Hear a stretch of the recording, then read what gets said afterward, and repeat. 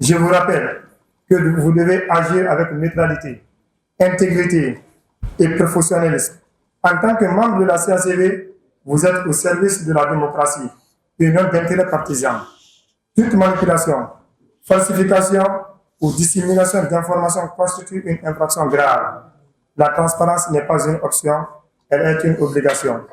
Au cours de cette formation, vous allez aborder le cadre juridique et réglementaire de la centralisation des votes, les documents électoraux, PV, feuilles de dépouillement, fiches de centralisation, les procédures de vérification et de validation des résultats, l'utilisation des outils informatiques de centralisation, le cas échéant, la gestion des cas de TG ou irrégularités, et enfin, le comportement éthique attendu de chacun. Cette session est interactive. N'hésitez pas à poser vos questions, à demander des clarifications. L'objectif est que chacun reparte avec une compréhension claire de ses responsabilités. Mesdames et messieurs, votre engagement aujourd'hui marque une étape essentielle du processus électoral. La nation entière vous observe et l'histoire retiendra l'honnêteté avec laquelle vous aurez accompli votre devoir. Soyez dignes de la confiance placée en vous. Faites preuve de diligence, de rigueur et surtout d'un profond respect pour la voix du peuple. Nous, formateurs, nous nous appelons formateurs, vous nous appelez formateurs, mais nous ne serons pas des formateurs académiques devant vous. Nous serons des collègues que vous rencontrez quotidiennement.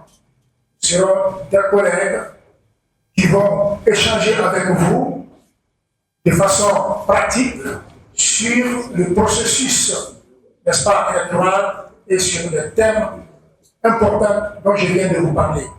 Donc, ça sera un rendez-vous de donner et de recevoir. Il n'y aura pas, disons, de spécificité, il n'y aura pas d'extraordinaire. Les débats seront ouverts et nous allons pratiquer la méthode interactive. Chacun aura son mot à dire, mais sur la base des textes qui régissent les opérations. Les élections communales et législatives qui pointent à l'horizon s'avèrent délicates et décisives. Guinéennes et Guinéens se rendront aux urnes, toute obédience confondue, pour élire députés et conseillers communaux. Cette étape est cruciale dans la vie de notre nation. Engagée dans le processus de consolidation de ses institutions démocratiques, la Guinée est au rendez-vous. Tout ce dispositif juridique, politique et institutionnel bien planté, grâce à notre bien-aimé président, son Excellence Mamadi Doumbouya, dont nous tenons à saluer ici le leadership et le sens de responsabilité.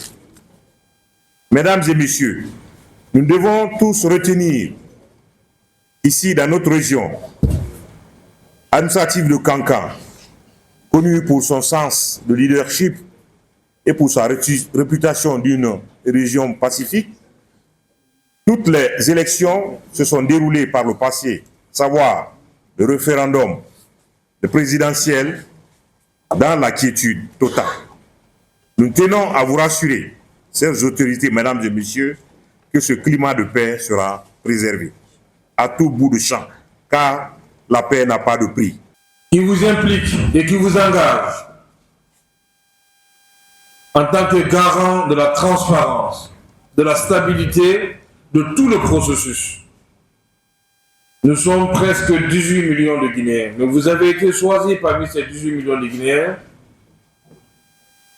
pour être garant de la stabilité de notre pays. Vous êtes alors, mesdames et messieurs, les magistrats, les participants, les membres tout court de tout ce processus-là, interpellés à faire montre d'impartialité. Nous ne sommes pas là pour représenter un parti. Nous ne sommes pas là pour représenter un camp. Nous ne sommes pas là non plus pour représenter des intérêts individuels. Nous avons été invités, convoqués devant l'histoire pour représenter les intérêts vitaux de notre pays.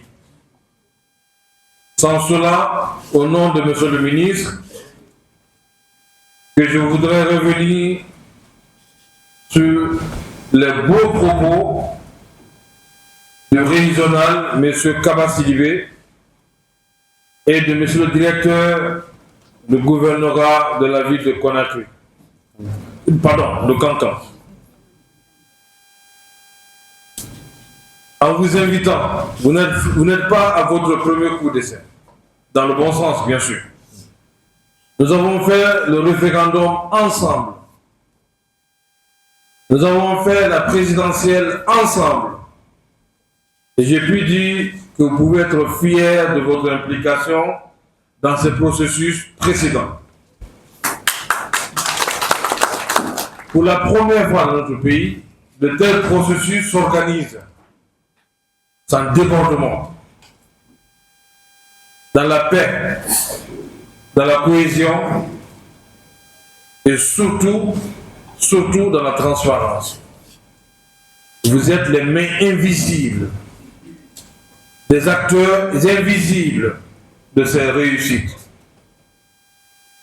Et c'est pourquoi, personnellement, je vous invite à garder le cap,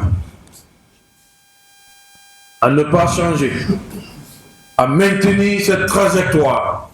Je voudrais, par ces mots, déclarer au nom de Monsieur le ministre de l'Administration du Territoire et de la Décentralisation, officiellement ouverte la session de formation des membres de la commission administrative de centralisation des votes à Cancan du 29 mai 2026. Je vous remercie.